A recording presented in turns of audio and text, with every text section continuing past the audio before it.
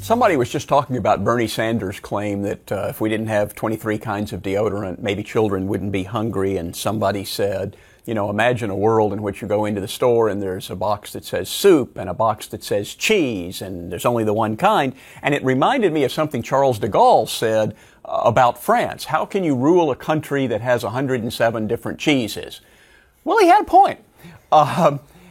The world is full of different interests and different people and different ideas, even about cheese. One of the important facts about the modern world, and really an important fact about the world at any time, but we're now much more conscious of it, is moral pluralism. We don't all have the same religious or moral views. We don't all believe that the virtuous life is lived in exactly the same way. And so, if individuals have different concepts of the nature of the world, of the nature of man, of the nature of government, of the nature of God, and we can't resolve those differences necessarily, how do we deal with that world? One response to the fact of moral pluralism is sometimes called perfectionism, which is that we will unite everyone and perfect human nature. Many religions have had that idea. If people truly understood God and what He wants, then everyone would have the same moral views and the same desire to do what God wants, to live the right kind of life. Religion's not the only place that you get that. Communism also, Marxism, offered that idea. If people truly understood the nature of exploitation, the nature of man, then everyone would be rid of false consciousness and everyone would live as new Soviet man, or new Marxist man anyway. Well, that didn't work out so well in practice. It turns out that these differences are real, not to mention the fact that when you try to override them with an essentially totalitarian government, you destroy economic growth, you destroy incentives, and people end up living at a very low standard of living. An alternative to perfectionism is to recognize that people are different, that we live in a plural world. And that's why pluralism is sort of a corollary of individualism. We recognize that individuals are different. They may have different views of faith, reality, the origin of the world, and we accept that. And we let people live. We tolerate and accept differences among people. One of the implications of that is minimal government rules. In order to live together, we're going to have a few rules. And I sometimes say, and I wasn't the first one to say it, you learn these rules in kindergarten. Don't hit other people, don't take their stuff, and keep your promises. And if we don't enforce those rules, then we live in a war of all against all. If we do enforce those simple rules, then we can accept the fact that not everybody agrees with the way I worship God, the way I think of marriage, the way I think of family life, even the way I think of political life, as long as we have minimal restrictions on people. Minimal government allows people to flourish in the way that seems best to them. And one of the advantages of that, of course, is we may find out that we're wrong. We may look at the family next door or the community across the country and say, their systems seem to be working better. So I think maybe I've been wrong in my understanding of the best way to live. Certainly there have been modes of living that people have tried and have tended to be found wanting and not engaged in again. So one of the arguments for a plural society and a minimalist government is precisely that we might learn better ways of living. One of the ways the modern world has accommodated itself to pluralism is by moving from theocracy, or a single church that everyone belongs to, really whether they like it or not, to religious toleration, religious freedom, and eventually to the separation of church and state. Those are not necessarily the same thing. Religious toleration could mean there's an established church, but we won't put you in jail if you go to another church. Religious freedom might mean no established church, but it's still got connections with government, whatever. Separation of church and state is where we ended up, at least in the United States. Everybody in America is free to worship the way he wants to, go to whatever church they want to, start a church, leave a church. Government won't have anything to do with that. The separation of church and state. And we might think about why we think that's a good idea. And I can think of 3 reasons. First, it's simply wrong to interfere in the individual conscience. What can be more a part of your humanity than what's in your head, what's in your heart, what you believe about God, what you believe about your own immortal soul? It's wrong to coercively interfere. It is wrong to point a gun at people and say, swear you worship my God.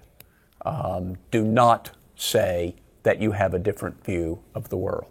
It's wrong to interfere in individual conscience. Second, we get social harmony out of it. Once we acknowledge, once people figure out that not everybody agrees, maybe there was a time when everybody thought that everybody else agreed with what the priest was saying or what the commissar was saying. But once people figure out that not only do I have my doubts about what the priest is saying, but it turns out other people do too, then you tend to get conflicts. People start agitating. They want the right to do things differently.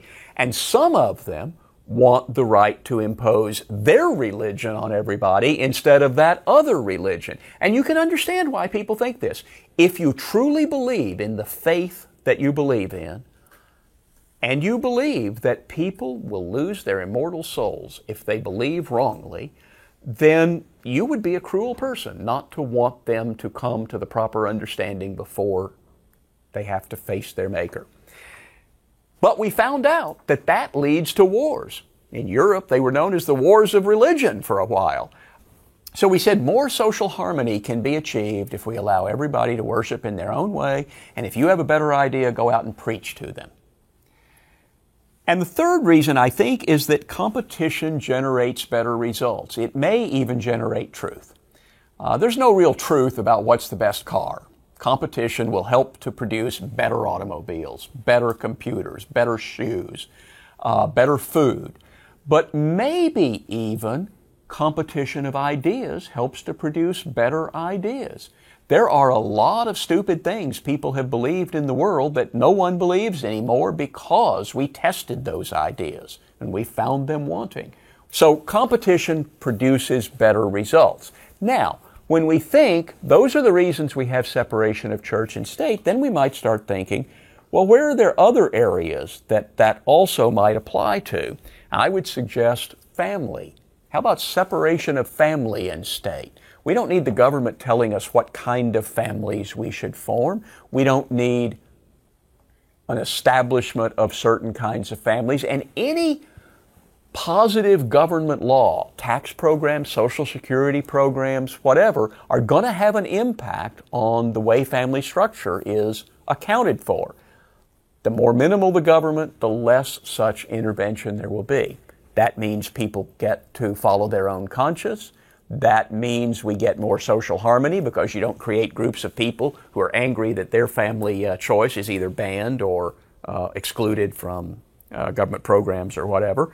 And maybe it gets better results.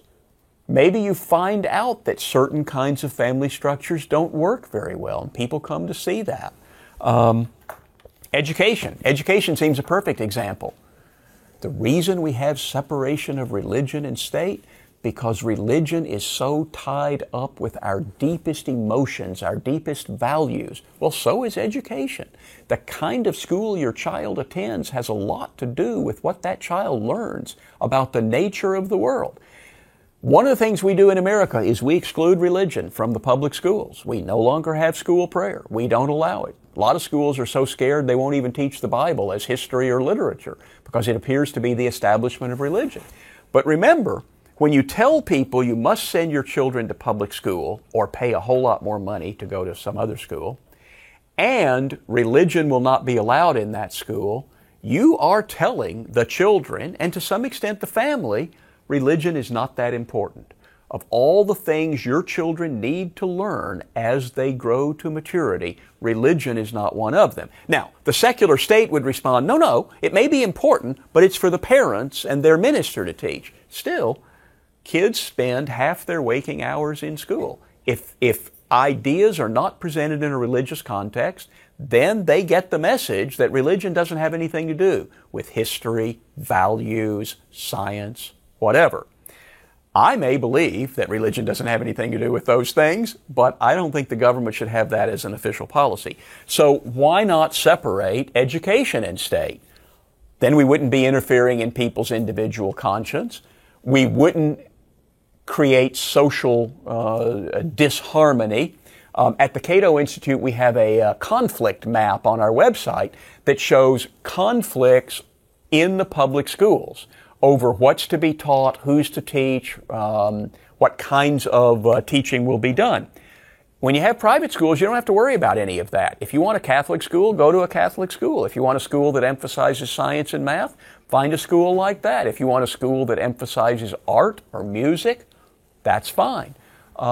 When it's in the public school, then you have to fight over whether you're going to have prayer, whether you're going to have gay teachers, all that sort of thing. Put all the schools in the private sector, you don't have those conflicts. And then think about art.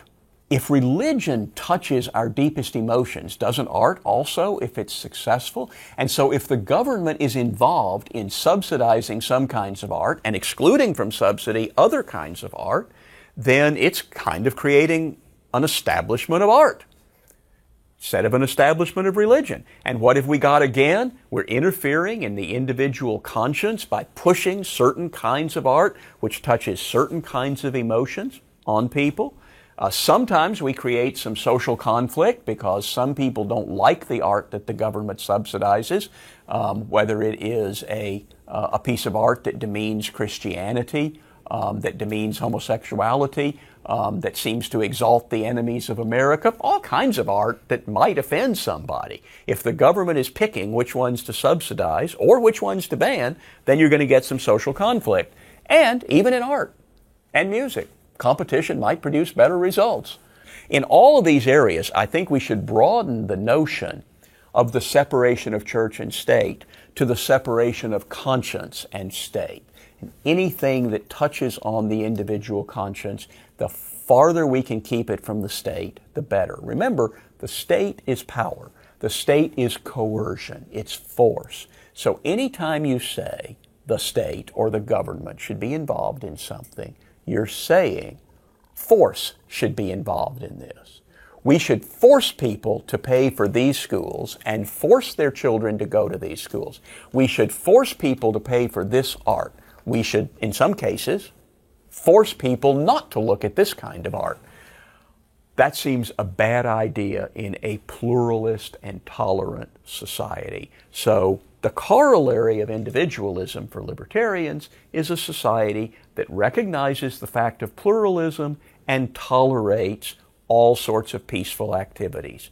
One of the great founders of the modern libertarian movement, Leonard Read, wrote a book called Anything That's Peaceful. That was his definition of a free society. You can do anything that's peaceful. It may be offensive, it may be stupid, it may be self-destructive, but we will not use force. We will not point a gun to prevent you from doing anything that's peaceful. That's the nature of a plural and tolerant society.